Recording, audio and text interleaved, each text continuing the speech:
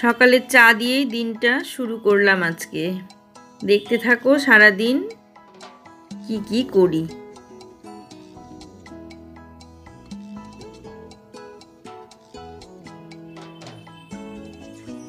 ঘুম থেকে উঠেই চা নিয়ে দিনটা শুরু করে দিলাম। দেখো চায়ের সঙ্গে 3টে বিস্কুট নিই, 2টো বউয়ের বাবার আর একটা আমার ক্রিম কেকার বিস্কুট। সুপ্রভাত, নমস্কার জানিয়ে আজকে আবার একটা নতুন দিন শুরু করলাম। নতুন দিনে নতুন সকালে আবার একটা সুন্দর নতুন ব্লগ নিয়ে চলে আসলাম তোমাদের সামনে। আমার ঘরে বাইরে লাইফস্টাইলে তোমাদের সবাইকে স্বাগত জানাচ্ছি। তোমরা এসো, দেখো সারাদিন আমি কি কি করছি। আশা করছি তোমরা নিশ্চয়ই ভীষণ ভালো আছো আর আমিও ভীষণ ভালো আছি। আজকে রবিবারে একটা পুরো অন্যরকম দিন হয়। আর আজকে আমাদের দিনটা আরোই অন্যরকম, যেহেতু বাড়িতে আরো 2জন সদস্য নেই, বুবাই নেই, মেঘা নেই, কেউ নেই। ওরা আজকে রাত্রে সব আসবে, সেই কারণে আজকে আরো দেরিতে ওঠা। আর টগরি এসেছে অনেকটা দেরিতে, ওকে দেরিতেই আসতে বলা হয়েছিল। আমি উঠেছি ঘুম থেকে 8:30টার সময়, 8:30টারও পরে 9:45 হবে, ওরকম টাইমে উঠেছি ঘুম থেকে। টগরি আসলো তারপরে, টগরি আসার আগে ঘুম থেকে উঠিনি। আর আজকে দিনটা এরকম ঢিলিম ঢালিম ভাবেই চলবে, এইভাবেই চলবে, ওটা আমেজে চলবে। আর এই দেখো বিছানা সমস্ত গোছানো হয়নি, এগুলো সমস্ত গুছিয়ে নেব। এই সকাল 9টার সময়, 9টা পার হয়ে গেছে, চা নিয়ে বসলাম। বেশ আরামে দিনটা শুরু করলাম, আরামে দিনটা শেষ করব। দেখতে থাকো সারাদিন আমি এবার কি কি করি। এই যে চা খেয়ে বাইরে চলে আসলাম, এসে তোমাদের এই অ্যালামন্ডা গাছটা, এই রঙ্গন গাছটা দেখাচ্ছি। এই দেখো রঙ্গন গাছটা এইরকম অবস্থায় আছে, এখনো কুড়ি আসেনি। আর তুলসী গাছটা একটু সুন্দর হয়ে উঠেছে, মানে মরা গাছটাও সুন্দর হয়ে বেঁচে উঠেছে। আর এখানে এই যে সাদা ফুলের যে গাছগুলো, এই দেখো সাদা ফুলের যে গাছগুলো, এগুলোতে কত ফুল হয়েছে দেখো, আবার অনেক ফুল হয়েছে। ফুলগুলো আমি এখন তুলবো, তুলে রেখে দেবো জল দিয়ে, তাহলে ভালো হবে। এই গাছটাতে একটা মাত্র ফুল হয়েছে, এই দেখো একটা ফুল হয়েছে। আর এখানে এই গাছগুলোতে এখনো কোনো ফুল হয়নি, কুড়ি এসেছে। এই যে কুড়ি এসেছে দেখতে পাচ্ছ, এবার ফুটতে শুরু করবে আবার। এই দেখো কুড়ি, এই দেখো মাঝে মাঝে কুড়ি আসছে, মাঝে মাঝে গোবিন্দ জমানেরও কুড়ি এসেছে। গাছ মরে যাচ্ছে কিন্তু তবুও মরতে মরতে আবার বেঁচে উঠে কুড়ি দিয়ে ফুলও দিচ্ছে। ভাবছি যে এই বোধহয় মরে যাবে, কিন্তু দেখো কেমনভাবে ফুল দিচ্ছে, কুড়ি এসেছে কিভাবে প্রত্যেকটা গাছে। আর এই তো দেখতে দেখতে আবার বৃষ্টিও চলে আসলো। এই দেখো বৃষ্টিটা ধরা যাচ্ছে না, কিন্তু বৃষ্টিটা এই দেখো বৃষ্টিটা পড়ছে, আবার চলে আসলো বৃষ্টি। দেখতে থাকো, এখন ঘরে গিয়ে অনেক কাজ আছে, সেই কাজগুলো করে নিই। আর এখানে এই যে মাছ ফুটছে, মাছের ঝোলটা ফুটছে, টগরি সব করে দিয়ে এখানে বসিয়ে দিয়ে চলে গেল। আর রান্না কমপ্লিট হয়ে গেছে। কিচেনের অবস্থা দেখো, সেরকম পরিমাণ যে খুব খারাপ অবস্থা তাও নেই, মোটামুটি আছে একটু। এবার বাকিটা গোছাবো। আর এই যে মুসুরির ডাল, রেগুলার নিয়ম করা যে মুসুরির ডাল, সেটা হয়েছে। আর এখানে হয়েছে কাঁকরোল ভাজা, আর এখানে আলু পটলের সবজি হয়েছে অল্প করে। আর এই তো ভাত, আর কিছু রান্না হয়নি এই পর্যন্ত। ওরা সব রাত্রে আসবে, ততক্ষণ আমি সমস্ত কিছু গুছিয়ে নিই। চলো আমার ঘরের ভেতরের অবস্থা দেখাচ্ছি তোমাদের, দাঁড়াও। এই যে প্রচুর জামা কাপড় সব কাঁচা হয়েছিল, সেগুলো সমস্ত শুকিয়ে গেছে, কিন্তু এইভাবে রাখা আছে যে সারা রাত এইভাবে থাকলে পরে মানে গন্ধ টন্ধগুলো থাকবে না। আর এগুলো সব রোদেই শুকিয়েছে, তুলে নিয়ে এসে রাখা হয়েছে। সমস্ত ভাঁজ করব, তোমাদের ঘরের অবস্থাগুলো দেখিয়ে নিই। এই দেখো কি অবস্থা হয়ে আছে, এগুলো কালকেই গোছানো হয়েছে, আবার আজকেই এই অবস্থা। ঘরটাও দেখো, এই ঘরেরও কি অবস্থা, এই দেখো। এই সব এখন আমি সমস্ত কিছু গোছাবো, কিছুতেই কিছু গুছিয়ে সামাল দিতে পারি না। যতই মানে গোছাই তাও দেখি আবার যেমনকার তেমনই হয়ে যায়। দেখতে থাকো, দেখতে থাকো। আমি নিত্য নৈমিত্তিক কাজগুলো শুরু করে দিই, গতানুগতিক চিরাচরিতভাবে, যেভাবেই হোক চলুক আমার কাজ। আর তোমাদের আমার সঙ্গে থাকা, তোমরা আমার সঙ্গে থাকো। তোমাদের সঙ্গে গল্প করতে করতে আমি কাজগুলো সব সেরে ফেলি, অতটা কষ্ট হয় না। তোমরা এখন সঙ্গে থাকো, তাই কাজগুলো করতে বেশ ভালো লাগে। কারণ আমি জানি এই কাজগুলো করে আমি তোমাদের সামনে তুলে ধরবো, যাতে তোমরা আমার এই কাজগুলোকে দেখেই ভালোবাসতে পারো আমাকে, আর এই কাজগুলো তোমাদের ভালো লাগে, তাই সেই কারণেই কাজগুলোই তোমাদের সামনে তুলে ধরি আর কাজগুলোকে করি আর ভাবি এই কাজই কত কাজ করেছি, অথচ সেই সমস্ত কাজের তখন সেভাবে কোনো মূল্যই পাইনি। কিন্তু এখন তোমাদের দৌলতে, ইউটিউবের দৌলতে তোমরা আছো, তোমরা আমাকে ভালোবাসছো, দেখছো বলে আমার এই কাজগুলো আজকে মূল্য পাচ্ছে। না নচেত এই কাজগুলোর কোনো মূল্যই ছিল না কারোর কাছে। হয়তো আমি করেছি আমার শখে, আমার ভালো লাগায়, আমি ভালোবেসে করেছি, ঘর গোছাতে আমার ভালো লাগে, ঘর পরিষ্কার পরিচ্ছন্ন থাকলে আমার দেখতে ভালো লাগে, আমার সেখানে বসে থাকতে ভালো লাগে, বা পরবর্তী অন্যান্য কাজগুলো করতেও ভীষণ ভালো লাগে। কিন্তু ঘর যদি গোছানো না থাকে, বিশেষ করে খাটটা যদি গোছানো না থাকে, খাট আর আলনা এই দুটো জায়গা হচ্ছে সবচেয়ে গোছানো, মানে গুছিয়ে রাখার জায়গা। এই দুটো জায়গা যদি পরিষ্কার সুন্দর করে গোছানো থাকে তাহলে বেশ ভালো হয় আর ভালো লাগে দেখতে আর কি। ঘরে ঢুকে মনটা একটু অন্যরকম হয়ে যায়। আর একটা জায়গা যেটা সোফা, সেই সোফা জায়গাটা সবসময় গোছানো থাকে না, সব সময় ওই জায়গাটা উলটপালট হয়ে থাকে। যতই চেষ্টা করি যে ওই জায়গাটা ঠিকঠাক রাখবো, কিন্তু সেই জায়গাটা আবার যাকার তাই হয়ে যায়। তো সেই কারণে সোফা, খাট আর আলনা এই তিনটে জায়গা যদি মোটামুটি গুছিয়ে রাখা যায় তাহলে অনেকটা সমস্যার সমাধান হয়। সকালে ঘুম থেকে উঠেই যদি এই তিনটে জায়গা আমি গুছিয়ে ফেলি তাহলে পরে কিচেনটা গোছাতে আর অতটা মানে কঠিন লাগে না। আর পুজো করা, আমি একদম সকালে ঘুম থেকে উঠে পুজো করি না, কারণ আমার সেটা হয়ে ওঠে না। কারণ আমার স্বভাব হচ্ছে আমি সব কাজ সেরে স্নান করা, আর যদি সেটা না করি তাহলে দুবার স্নান করা হয়ে যায়। আর গরমের সময় তবুও দুবার করা যায়, কিন্তু শীত পড়লে তো দুবার করা যায় না। তা যেহেতু আমার অভ্যাস যে সমস্ত কাজ সেরে স্নান করা, তাই সকালে একবার কাপড় ছেড়ে গোপালকে দেওয়া, এটা দিয়ে দিই, আর তারপরে স্নান করেই আমি পুজো করি। আর সেটা করতে করতে কোনো দিন 12টাও বেজে যায়, কোনো দিন 12:30, কোনো দিন 1টাও বেজে যায়। তাই এটা হয় আমার আর কি। সবাই যেমন দেখি বেশ সুন্দর সকালে ঘুম থেকে উঠে স্নান টান করে পুজোটা সেরে নেয়, আমার সেই জিনিসটা কোনো দিন হয় না। এখন না হয় রান্না বান্না করি না, কিন্তু রান্না তো করেছি, মানে হালে কিছুদিন হয়তো বছর 10 হলো রান্না করছি না, 10 বছর আগে পর্যন্ত তো রান্না করেছি।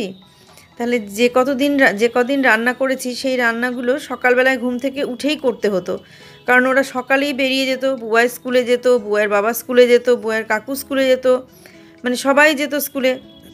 সেই কারণে ওরা পড়াশোনা করতো আর ও চাকরি করতো। তারপরে ওর কাকু যখন চাকরি পেয়ে গেল, মানে ততদিন পর্যন্ত, যতদিন আমি ওই বাড়ি থেকে বেরিয়ে না এসেছি, ততদিন পর্যন্ত সমানে ভোরবেলায় উঠে রান্না। আমি মাঝে মাঝে বলতাম ভাতের হাঁড়িটা গলায় নিয়ে শুলেই হয় না, গলায় বেঁধে নিয়ে শুয়ে থাকবো, সকালে উঠে বসিয়ে দেবো, কতটা সুবিধে হবে। বউয়ের বাবা বলে তাহলে রাত জেগে রান্নাটা করে নিলেই হয়, শুধু শুধু ঘুমানোরই বা দরকার কি, তাই বলতো, মানে এরকম আর কি আমরা হাসি ঠাট্টা করতাম। তা ঘুম থেকে ওঠাটা আমার জীবন থেকে গেল না, যে ঘুম থেকে সকালে ওঠাটা।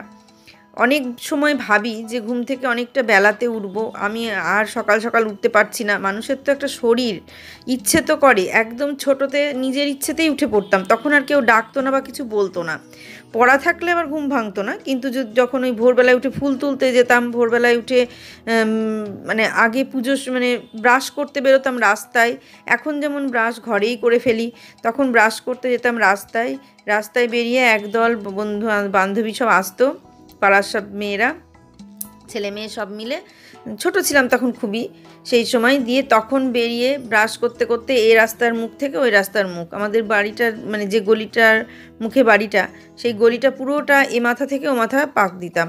মাঝে মাঝে পাকা রাস্তাতেও চলে যেতাম, কিন্তু পাকা রাস্তায় গেলে আমার বাবা আবার বকতো। পাকা রাস্তা বলতে একই রাস্তা, তখন আমাদের ওই বাড়ির সামনেটা পাকা হয়েছিল না, মানে ইট পাতা ছিল। সেই কারণে আমরা সামনের যে রাস্তাটা, পিচ দেওয়া রাস্তা, ওটাকে বলতাম পাকা রাস্তা, আর আমাদের বাড়ির সামনের রাস্তাটাকে বলতাম ইটপাড়া রাস্তা। তা সেই জন্য কথা বলতে গেলে আমাদের পাকা রাস্তা চলে আসে। তা আমরা ওই পাকা রাস্তায় আমার বাবা উঠতে দিত না, কিছুতেই না। যদি শুনতো যে ওই পাকা রাস্তায় আমরা উঠেছি, ছোটোর কথা বলছি, ছোটোবেলার কথা, তাহলেই আমার বাবা বকতে শুরু করে দিত, বাড়ি এসে সেই কি বকা। তা যদিও বা কোনো সময় উঠতাম, সেটা চুরি করে লুকিয়ে চুরিয়ে উঠতে হতো। আর আমরা এই কাজটা ভালোই পারি, লুকিয়ে চুরিয়ে বেশ চলে যাওয়া, একটু আড্ডা মারা, একটু ছুটে বেড়ানো, একটু খেলে বেড়ানো, আমাদের এই কাজটা তো ভালোই ছিল। আমরা ছুটে বেড়ানো, খেলে বেড়ানো, এই জিনিসটা খুব বেশি করে করতাম, খুবই বেশি। এখন সেই সমস্ত খেলাধুলা তো নেই, সেই কারণে ছেলেপেলের অন্যান্য কাজও বেড়ে গেছে, তারা পড়াশোনা, কম্পিউটার এইসব নিয়ে ব্যস্ত। আর তারপর সর্বোপরি যেটা এখন হয় সেটা হচ্ছে মোবাইল। মানে বাচ্চা থেকে শুরু হয় মোবাইল ধরা, মানে একদম বাচ্চা থেকে তারা কান যে কিভাবে নিয়ে বসে থাকে জানি না, মানে বুঝতেই পারে যেটা মোবাইল, মোবাইলের শব্দ পেলে তাদের আর কিছু চায় না। কিন্তু আমাদের সময় তো সেসব ছিল না, মোবাইলও ছিল না, টিভিও ছিল না বাড়িতে। টিভি দেখতে গেলেও কারোর বাড়ি গিয়ে, অনেক দূরে কারোর বাড়িতে গিয়ে দেখতে হতো। রামায়ণ মহাভারত হতো তখন অনেকটা দূরে ছুটে চলে যেতাম কার বাড়িতে টিভি আছে। তারপর যখন দেখলাম যে কারোর বাড়িতে সাদা কালো টিভির জায়গায় রঙিন টিভি এসেছে, ঠিক তার বাড়িতে আবার ছুটে চলে যেতাম রঙিন টিভি দেখার জন্যে। আর সেই বাড়ির ঘরটা তারা খুলেও দিত, তারা কিছু বলতেও না। মাঝে মাঝে আবার বিরক্ত হতো না তা নয়, বিরক্তও হতো, কিন্তু তার মধ্যেও ওই বিরক্তি ভাবের মধ্যেও আমরা বুঝতে পারতাম যে তারা বিরক্ত হচ্ছে, কিন্তু তবুও ওই যে রঙিন টিভি দেখার শখ, ওই শখটাকে দূরে সরিয়ে রাখবে, সেটাকে তো দূরে সরিয়ে রাখা যায় না। তাই সেই শখটা মাথায় রেখে আমাদেরকে তাদের অনিচ্ছা সত্ত্বেও, তাদের ভালো না লাগা সত্ত্বেও আমরা বসে থাকতাম ওই টিভি দেখার জন্যে। অনেক সময় তারা চ্যানেলটাকে ঘুরিয়ে দিত, যদিও সেই সময় বেশি চ্যানেল ছিল না। অনেক সময় এমন জায়গায় নিয়ে চলে আসতো, ঝিলঝিল করিয়ে রেখে দিত, বলতো যে ঝিলঝিল করছে ছবি, আর ছবি আসবে না। আমরা বেশ কিছুক্ষণ বসে থাকার পর ভাবতাম সত্যিই বোধহয় টিভিটা ঝিলঝিল করছে, চলে আসতাম। তখন তো বুঝতাম না, পরে আস্তে আস্তে বুঝলাম বড় হওয়ার পর যে না, তারা মানে আমরা আছি, তাদের অসুবিধে হচ্ছে। হ্যাঁ, অসুবিধে অনেক সময় হতো, হয়তো তারা সন্ধেবেলায় চা খাবে বা দুপুরবেলায় ভাত খাবে বা সকালে টিফিন করবে, এরকম বিভিন্ন পরিস্থিতিতে আমরা চলে যেতাম, আমরা বুঝতাম না। কিন্তু তাও তারা দেখতে দিত। কিন্তু এমন এমন পরিস্থিতিতে যেতাম, হয়তো তারা তখন সেই সময়টা হয়তো মানে ভালো লাগতো না, সেই কারণে ওরকম করতো। যাই হোক, তবুও আমরা ভাবতাম না কিছু। সেই সময় এই ভাবনা চিন্তাগুলো, সেন্টিমেন্টগুলো খুব কম ছিল।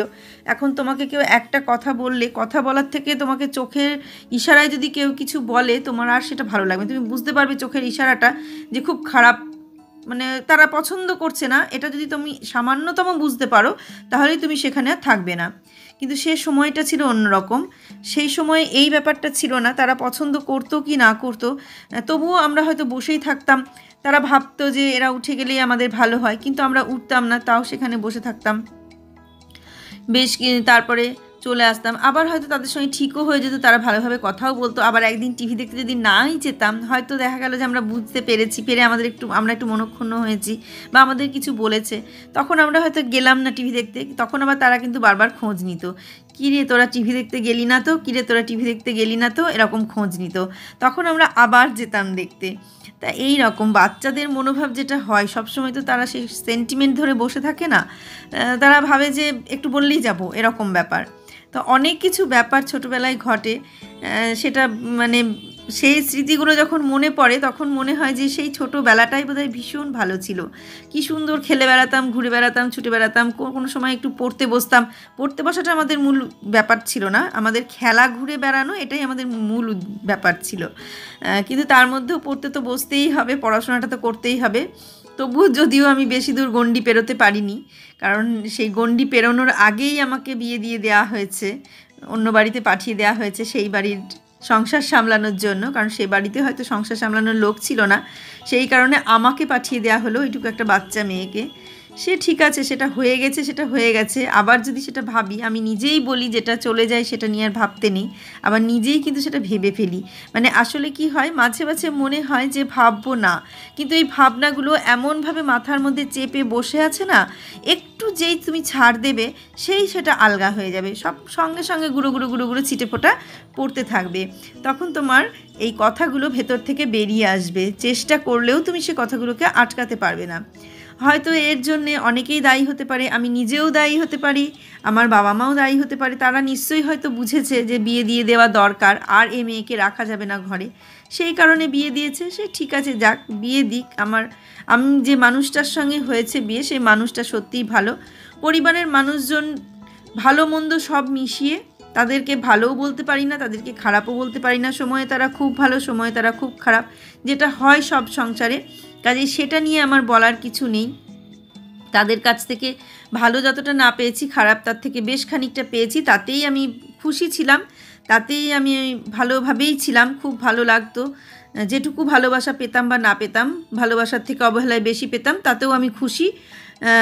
তা সত্যিই আমি খুব অবহেলা পেয়েছি। খুব ভালোবাসার জায়গা যতটা ছিল তার থেকে অনেক বেশি ছিল অবহেলার জায়গা। আমার শরীর খারাপ হলে আমার দেখার কোনো লোক ছিল না, ওই একটা মানুষ ছাড়া। কেউ একবার খোঁজ নিত না যে শরীরটা ঠিক আছে কি না। ঘরে যাওয়া তো দূরের কথা, বাইরে বেরোলেও জিজ্ঞাসা করতো না তোমার শরীরটা ঠিক আছে না। কিন্তু যখন তার প্রয়োজন হতো রান্না বান্না বা সংসারের অন্য কাজ বা আরও অন্য কিছু, তখন ঠিক সেই প্রয়োজনটা কিন্তু তাদের মিটিয়ে দিতেই হতো। এটাই হয়তো সংসারের নিয়ম বা এইভাবেই চলেছে। আবার অনেকের কপাল ভীষণ ভালো থাকে, তাদের দেখবে শ্বশুরবাড়িতে গিয়ে এই ব্যাপারটাই থাকে না, তাদের ভাবতেই হয় না যে আমরা শ্বশুরবাড়িতে এসেছি, তারা ভাবে আমরা বাড়িতেই আছি। তারা ভীষণ আনন্দে ভীষণ সুন্দরভাবে দিন কাটায়। কাজেই এক একটা মানুষ এক এক রকম হয়, এক একজনের ভালোবাসা এক এক রকম হয়। আমি ওই অবহেলার মধ্যে থেকে ভালোবাসাটাকে খুঁজে নিয়েছি, কারণ আমি জানতাম যে অবহেলাটাই আমার ভালোবাসা। ওটাই ভেবে নিয়ে আমি দিনের পর দিন কাটিয়ে দিয়েছি। অবহেলাই ভালোবাসা হয়ে দাঁড়িয়েছে আমার জীবনে। তা সেইভাবেই দিনের পর দিন কাটিয়েছি। যদি সেটাই না কাটাতাম তাহলে আজকে হয়তো সংসারটা এসে দাঁড়াতে পারতাম না। অনেক মানুষ ছিল, অনেক কিছু বলতো। যখন আমার কিছু ছিল না তখন অনেকে অনেক কথা বলতো। যখন দেখো গ্যাস ছিল না তখন কতজন এসে গ্যাসের কথা বলেছে, গ্যাস এইভাবে জ্বালাতে হয়, ওইভাবে চালাতে হয়। ফ্রিজ ছিল না যখন, তখন ফ্রিজটা এইভাবে ব্যবহার করতে হয়। যাদের যখন প্রচুর টাকা তারা তখন আমার ওই 1টা টাকা বা 2টো টাকা বা 10টা টাকার কতটা মূল্য সেটা বুঝতো না। তখন তারা হয়তো সেই টাকাটার গুরুত্বই দিত না যে আমার 10টা টাকা কত কষ্টের টাকা, তো সেটা বুঝতো না। আমি যখন খুব কষ্ট করে কোনো একটা জিনিস কিনতাম তখন তারা সেই কষ্টটা দেখতো না, কিন্তু ওই জিনিসটা কিনলাম সেটা দেখতো। আমি যে একটা মাসে এত টাকা লোন করলাম, করে সেই লোনটা আবার প্রতি মাসে কাটিয়ে দিয়ে কি কষ্ট করে সেই জিনিসটা নিলাম, কারণ আমার শখের জন্যে। তবুও আমি শ্বশুরবাড়িতে থাকা পর্যন্ত কোনো শখ পূরণ করতে পারিনি। সেখান থেকে বেরিয়ে আসার পর থেকে যা পূরণ করেছি তাই, ভাড়া বাড়িতে থেকে যেটুকু যা করেছি। তাও বহরমপুরে থাকা পর্যন্ত অতটা হয়নি, কৃষ্ণনগরে আসার পরেই যেটুকু যা হয়েছে। তো সেই যে অতগুলো দীর্ঘ দিন আমি নিজের সমস্ত কষ্টকে, সমস্ত দুঃখকে চেপে রেখে সংসারটা আজ পর্যন্ত করে গেলাম। এখনকার মেয়েরা হলে জানি না কি করতো, তবে সব মেয়ে সমান নয়, সেটাও ঠিক কথা। আমি সব মেয়ের কথা বলছি না, যারা সেরকম আমি তাদের কথাই বলছি। কেউ যেন নিজের মতো করে ভেবে নিও না। যেরকম দেখি আর কি সেই হিসেবেই কথাগুলো বলছি। তবে আগেকার মানুষ, এটা তো ঠিক, এটা মানতেই হবে। আগেকার মানুষ, আমি অত আগেকারও নই, তবুও অনেকটাই আগেকার মানুষ অনেক কষ্ট করে দিন যাপন করেছে, কিন্তু তাদের মুখে উচ্চবাচ্য কিছু ছিল না। তারা সেই কষ্টটাকেই আনন্দ ভেবে নিয়েছে। যত কষ্টই হোক, কষ্টর মধ্যে একটা আনন্দ পেয়েছে। হ্যাঁ, পেয়েছে। কি আনন্দ পেয়েছে? অনেক মানুষের সঙ্গে মেলামেশা করতে পেরেছে তারা, যখন তখন একটু এদিক ওদিক বেড়াতে পেরেছে তারা। ঘর থেকে বেরিয়েই তারা রাস্তা দেখেছে, বাজার হাট দেখেছে। তারা মানে ঘর থেকে বেরিয়ে সবুজ গাছপালা, পশু পাখি, বাড়িতে তাদের সমস্ত কিছু, টাটকা সবজি, টাটকা দুধ, ফল, সমস্ত কিছু তারা ভালো জিনিসটা পেয়েছে। তার সঙ্গে পেয়েছে বেশ কিছু মানুষের ভালোবাসা, গল্প, বন্ধুত্ব, যেগুলো এখন আর পাওয়া যায় না। এই বন্ধুত্বটা, এই ভালোবাসা, এই বেশ কিছু মানুষের সঙ্গে মেলামেশা, তোমার কাছে এসে তোমার খোঁজ নেওয়া, এই জিনিসটা এখন পাওয়া যায় না। আগে একদিন রাস্তায় না বেরোলেই, রাস্তার দরজার কাছে গিয়ে যদি একটু না দাঁড়াতাম, কত মানুষ জিজ্ঞাসা করতো যে তোমার কি হয়েছে, তুমি দুদিন আসোনি কেন, তুমি রাস্তায় বেরোওনি কেন। এই যে জিজ্ঞাসা করাটা। আবার মালাদির বাড়ি যখন যেতাম, একদিন না গেলেই তাদের মন খারাপ হয়ে যেত, আমাকে খোঁজ নিত। এই যে ব্যাপারগুলো, এই ব্যাপারগুলো আর এখানে এসে পাওয়া যায় না, এখন পাওয়া যায় না। মনে হয় এগুলো বোধহয় দুর্লভ। সত্যি আমরা অনেক মূল্যবান জিনিস পেয়েছি, মূল্যবান কিছু সময় পেয়েছি, যে সময়গুলো এখনকার ছেলেমেয়েরা পাচ্ছে না। এখন তো শুধু মানুষের পয়সা, কেরিয়ার, তারপর মান সম্মান, স্ট্যাটাস, এইসব বজায় রাখতেই দিন চলে যাচ্ছে। তারপর কে কতটা কাকে কষ্ট দিতে পারবে, মানে তোমার যদি একটু বেশি পয়সা থাকে, এবার তুমি যদি আর যদি তোমার কম পয়সা থাকে, বেশি পয়সার মানুষটাকে তুমি যদি, এই কম পয়সাওয়ালা মানুষটা একবার যদি একটু বেশি পয়সার কথা শুনিয়ে দাও, তাহলেই গেল। সেই বেশি পয়সা যার আছে, সেই বড়লোক ধনী মানুষটা কিন্তু তোমার ওই মানে দরিদ্র মানুষটির মুখে প্রচুর টাকার কথা, প্রচুর অর্থের কথা শুনবে না, সে সহ্য করতে পারবে না। সঙ্গে সঙ্গে তোমাকে কোনো না কোনো সময়ে ঠ্যাস মেরে তার যে প্রচুর টাকা আছে, সে যে খুব ধনী, সেটা সে বুঝিয়ে দেবে। কিন্তু সে এটা বোঝে না, এটা বুঝতেও পারলো না যে এই ধনী মানুষটার সম্পর্কে এই দরিদ্র মানুষটা সব কিছু জেনে বুঝেই সে একটু অর্থের কথা বলেছে। তা দেখো, তোমাদের সঙ্গে গল্প করতে করতে আমি অনেকগুলো কাজ করে ফেললাম। ডাইনিং টেবিল, কিচেন, ঘর সমস্ত কিছু গুছিয়ে ফেললাম। তা গুছিয়ে তোমাদের দেখাচ্ছি ঘরগুলো কেমন লাগছে, আর আমার গোছানোটাই বা তোমাদের কেমন লাগলো তোমরা সবাই জানাবে। সকাল থেকে যা যা কাজ করলাম মোটামুটি তোমাদের সঙ্গে শেয়ার করলাম। স্নানের আগে পর্যন্ত এই ঘর গোছানো হয়ে গেল। এই যে সমস্ত ঘর সবটাই গুছিয়ে নিলাম। আলনা এই জায়গা, এখানে শুধু কয়েকটা জিনিস আছে, মোবাইল, চার্জার, এগুলো যেগুলো থাকে খাটের ওপরে, কিছু করার নাই ওগুলো। এই ঘরটা হলো। আর এই যে কিচেনটাও হয়ে গেল, একদম পুরো ক্লিন করে ফেললাম। এই দেখো পুরোটাই পরিষ্কার করে ফেলেছি, সমস্ত টিস্যু সব চেঞ্জ করলাম। দেখলেই কিভাবে করলাম সেটাও তোমাদের সঙ্গে শেয়ার করলাম। কিন্তু আর বেশিক্ষণ কিছু শেয়ার করব না, কারণ অনেকটা বড় হয়ে যাবে। আর কি কি রান্না হয়েছে সেটা একবার এখানে দেখিয়ে দিই তোমাদের। এই যে মাছের ঝোল, তখন একবার দেখিয়েছি ডাল, মাছের ঝোল যা যা হয়েছে। আর এখানে টগরির বোতল ছিল না জলে, সেই বোতলটা আবার বের করলাম একটা। এই আর এদিকে ডাইনিংটা পরিষ্কার করলাম, আর ডাইনিং টেবিলটাও গুছিয়ে নিলাম। এই যে এখানে এই ফুল যেগুলো ছিল সেই ফুলগুলো চেঞ্জ করে দিলাম, ওগুলো আর ওখানে রাখবো না, এখন এখানে এই ফুলদানিটাই থাকবে। আর এর সঙ্গে কিছু মানে এমনি কৃত্রিম ফুল যেগুলো হয় সেই সমস্ত ফুল নিয়ে এসে রেখে দেবো। আর এই টেবিল ক্লথটা পেতে তার উপরে প্লাস্টিকটা পেতে দিলাম। এই টেবিল ক্লথটা সোফায় পাততাম, তা সোফার জন্য একটা আলাদা কিনে নিয়ে আসবো, তাহলেই হয়ে যাবে। আর এই তো এখানে টেবিল এইভাবে পাতা আছে, এই টেবিলেরও একটা ঢাকনা কিনে নিয়ে আসতে হবে, অনেক দিন এটা পুরনো হয়ে গেছে। এই তো কাজ আমাদের, এগুলো একটা করে কিনবো, পুরনো হয়ে যাবে আবার কিনতে হবে। আর এইটার ওপরটা ঢাকতে হবে, কি দিয়ে ঢাকবো সেটা এখনো কাঁচা হয়নি, যেটা দিয়ে ঢাকবো সেটা। আর এই তো এই দিকটাও হয়ে গেল পরিষ্কার, সব কিছু এই পর্যন্ত করে নিলাম। আর এই মাঝের ঘর আর ঠাকুর ঘর এই দুটো পরে আস্তে আস্তে করব, সেই জন্য এই দুটো শেয়ার করলাম না। এবার স্নান পুজো দেখতে থাকো। সকাল থেকে যা যা করলাম মোটামুটি সেগুলো তোমাদের সঙ্গে শেয়ার করলাম। এখনো হয়তো অনেক কাজ বাকি আছে, মানে বাকি বলতে মানে মোটামুটি সেরকম ধরনের আর কোনো কাজ বাকি নেই। যে ঘরটায় বুয়ার বাবা বসে কাজ করছে ওই ঘরটায় আমাকে এখন ভালো করে ঠিকঠাক করে গোছাতে হবে। তা ওটা এখন আর গোছাবো না, কারণ আমরা একটু খাওয়া দাওয়া করে বেরোনোর কথা আছে, বেরোবো, সেই কারণে আর কোনো কাজ করব না। এখন আমি স্নান করব, পুজোটা করব, করে বেরিয়ে যাব। তা তোমরা দেখতে থাকো। আজকের ব্লগটা আমি এখানেই শেষ করে দেবো।